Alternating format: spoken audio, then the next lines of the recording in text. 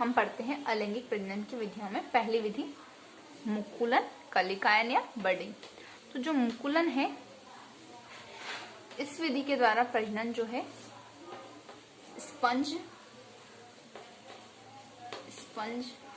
या फिर हम उन्हें पॉरीफेरा भी कह सकते हैं, जिनके संपूर्ण शरीर पर छिद्र होते हैं, हमने पढ़ा है 11th में, पॉरीफेरा या स्पंज। फिर कुछ सिलेंट्रेट्स,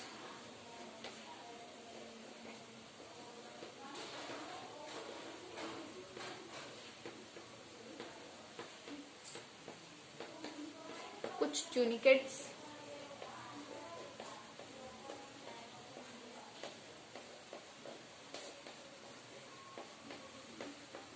और यीस्ट में इस विधि के द्वारा अलैंगिक प्रजनन होता है। किन किन में? स्पंज या पॉलीफेरा में, कुछ सिलेंट्रेट्स में, कुछ ट्यूनिकेट्स और यीस्ट में अलैंगिक प्रजनन जो है मुकुलन के द्वारा होता है। इस विधि में क्या होता है, जो वयस्क जीव होता है उसके शरीर पर एक उभारनुमा रचना बनती है। जैसे डायग्राम में हम देख सकते हैं हाइड्रा है, हाइड्रा में जो है एक उसका वयस्क जीव है, वयस्क हाइड्रा में उसके शरीर पर एक उभारनुमा रचना बन रही है, जिसे हमने क्या कहा है, बड या कलिका। जब ये बड या कलिका जो है वृद्धि करते हुए जब इसे अनुकूल परिस्थिति मिलती है तो ये अपने जनक से पृथक होकर नए जीव का निर्माण कर लेती है। जो हाइड्रा है फिर विकसित हो जाएगा और नए जीव का निर्माण कर लेगा। तो इस विधि द्वारा इस प्रकार के अलैंगिक प्रजनन को कलिकायन, मुकुलन या बडिंग कहते हैं। इसमें आप देख सकते हैं बड बनी, फिर वो बड यहाँ पर अपने जनक के से जुड़े होकर पोषण प्राप्त करते हुए बड़ी हो रही है। इसको यहाँ पर कहा गया है अल्टीमेटली डेवलप्ड बड, मतलब आंशिक रूप से विकसित बड या कलिका। फिर यहाँ पर लिखा हुआ फुली मैच्योर बड। फुली मैच्योर बड यानी जो पूरी तरह से विकसित हो चुकी है और जब इसे अनुकूल परिस्थिति मिली तो ये अपने जनक से पृथक होकर अलग हाइड्रा बना लेती है। तो ये हो गया मुकुलन, कलिकायन या बडिंग। अब हम अगली विधि पढ़ते हैं विखंडन। अलैंगिक प्रजनन की दूसरी विधि है विखंडन। विखंडन इसके नाम से स्पष्ट है टूटना। जो निम्न श्रेणी के जीव होते हैं वो अपने शरीर को कई भागों में तोड़ लेते हैं और प्रत्येक भाग विकसित होकर नए जीव का निर्माण कर लेता है। इस विधि को क्या कहते हैं, विखंडन। और विखंडन के द्वारा प्रजनन जो है एक कोशिकीय जीवों में होता है। जो एक कोशिकीय जीव होते हैं जैसे अमीबा है और भी अनेक जीव है जैसे प्लाज्मोडियम है, इन सब में जो है किसके द्वारा, विखंडन के द्वारा प्रजनन होता है। अब जो विखंडन है ये दो प्रकार की होती है। एक है विखंडन, मतलब विखंडन जो विधि है वो दो प्रकार की है। एक है द्विखंडन और एक है बहुविखंडन। द्विविखंडन और बहुविखंडन। अब हम दोनों को जो है डिटेल में समझ लेते हैं। पहले हम पढ़ते हैं द्विविखंडन को। द्विविखंडन जो है नाम से स्पष्ट है,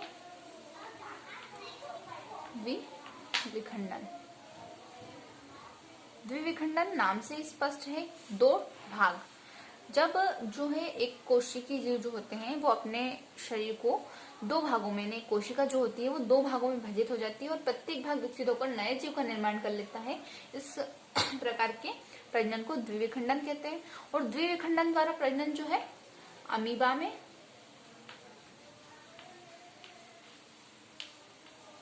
जीवाणु और युग्लिना में होता है।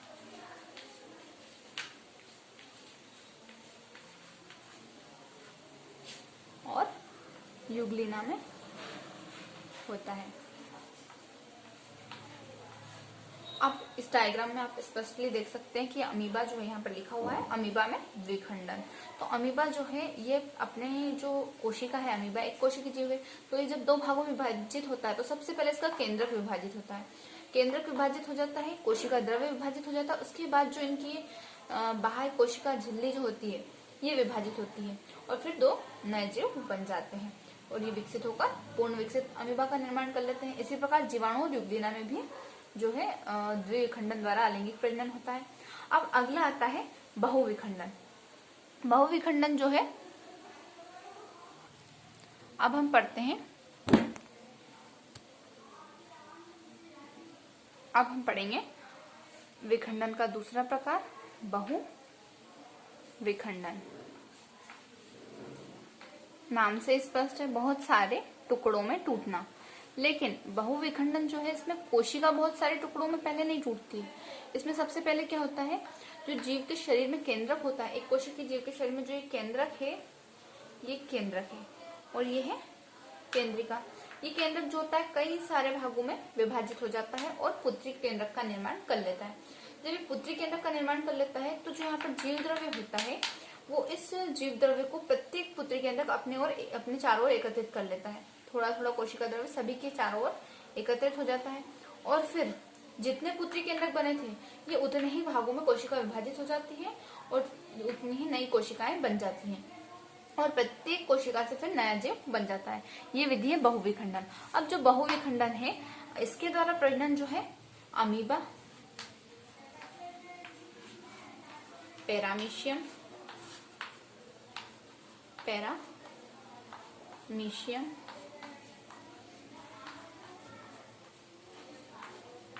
वर्टिसेला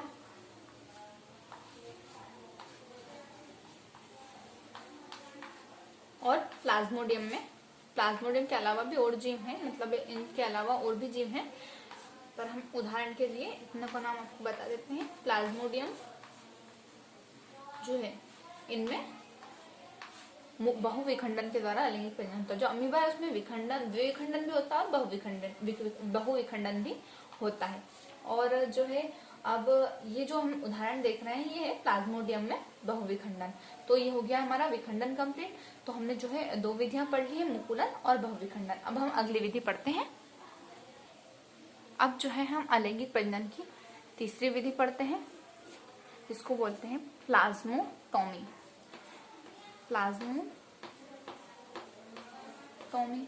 अब इसके नाम में प्लाज्मो शब्द जो है वो प्लाज्मा है, प्लाज्मा से रिलेटेड है। प्लाज्मा का अर्थ होता है जीव द्रव्य, साइटोप्लाज्म। तो इस विधि में जो है सबसे पहले जीव द्रव्य विभाजित होगा। ये इस विधि द्वारा प्रजनन जो है कैसे जीवों में होता है, जो एक कोशिकीय होते हैं और बहुकेंद्रकीय होते हैं। एक कोशिकीय, कोशिका तो एक है लेकिन केंद्रक उस कोशिका के अंदर बहुत सारे हैं।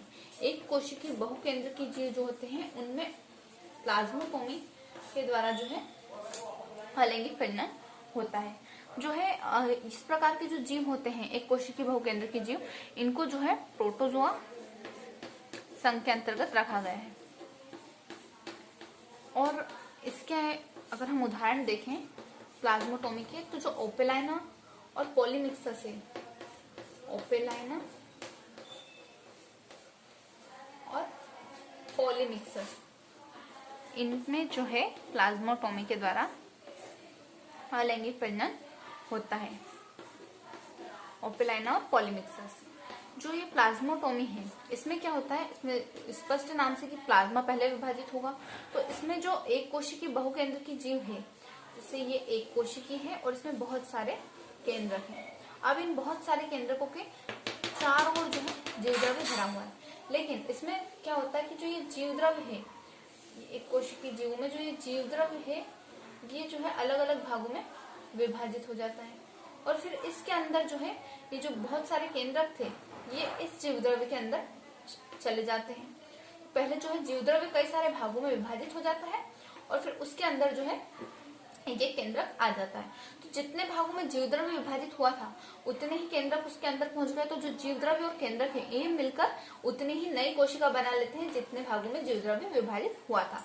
और फिर ये कोशिकाएं जो होती हैं विकसित होकर नए जीव का निर्माण कर लेती हैं। तो ये विधि क्या है, प्लाज्मोटोमी। प्लाज्मोटोमी जो है ये जो है एक कोशिकीय और बहुकेंद्रकीय जीवों के लिए ही है और प्रोटोजोआ संघ के जीव जो हैं इसके अंतर्गत आते हैं और ओपेलाइना और पॉलीमिक्सस का उदाहरण है। अब जो है हम अगली विधि चौथी विधि पढ़ते हैं, गैम्यूल या स्टेटोब्लास्ट। गैम्यूल, इसको स्टेटोब्लास्ट भी कह सकते हैं, ब्लास्ट। और जो है एक बात है, जो हम अलैंगिक प्रजनन की विधियां पढ़ रहे हैं इसमें डायग्राम जो है सिर्फ मुकुलन और विखंडन में है, बाकी सब में समझाने के लिए डायग्राम मैंने पिछले में बनाया था, बाकी डायग्राम इनमें नहीं है। जो गैम्यूल या स्टेटोब्लास्ट है इसमें क्या होता है, इस प्रकार से जो प्रजनन है वो स्पोंजिला जीव में होता है। स्पोंजिला स्पोंजिला में जो है गैम्यूल या स्टेटोब्लास्ट के द्वारा अलैंगिक प्रजनन होता है। इस विधि में जो है अलैंगिक प्रजनन विशेष प्रकार की गोलाकार कोशिकाएं जो होती हैं, गोलाकार कोशिकाओं के समूह के द्वारा होता है। कोशिकाओं का जो समूह होता है उस समूह को ही गैम्यूल या स्टेटोब्लास्ट कहते हैं। गोलाकार कोशिकाओं के उस समूह को गैम्यूल या स्टेटोब्लास्ट कहते हैं।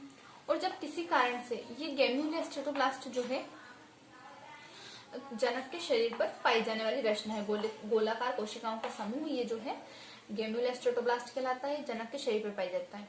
और जब कभी जनक की किसी कारणवश क्या हो जाती है, मृत्यु हो जाती है, तो ये जो कोशिकाओं का समूह है, गोलाकार कोशिकाओं का समूह जिसे हम गैम्यूल कहते हैं, ये जो है वृद्धि करके नए जीव का निर्माण कर लेता है। इस विधि को गैम्यूल या स्टेटोब्लास्ट कहते हैं।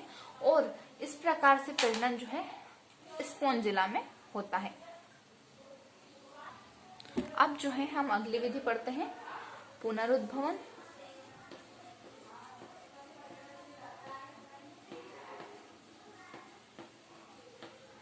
इसको खंडी भवन या रीजनरेशन भी कहते हैं। खंडी भवन या रीजनरेशन। इस विधि के नाम से स्पष्ट है पुनः रुद्भवन, यानी पुनः उद्भव होना।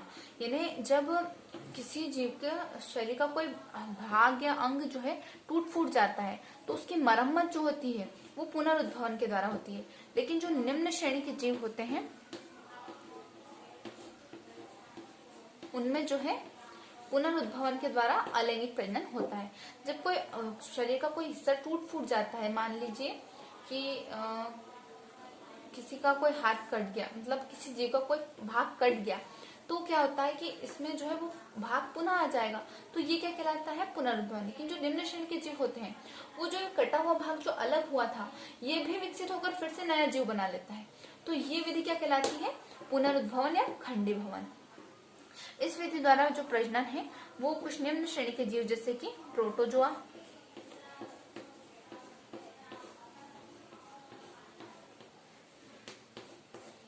स्पंज, हम पोरिफेरा भी कहते हैं, प्लेनेरिया,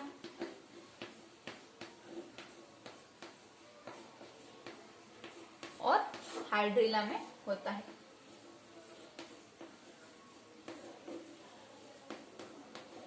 तो ये हो गई पुनरुद्भवन या खंडी भवन।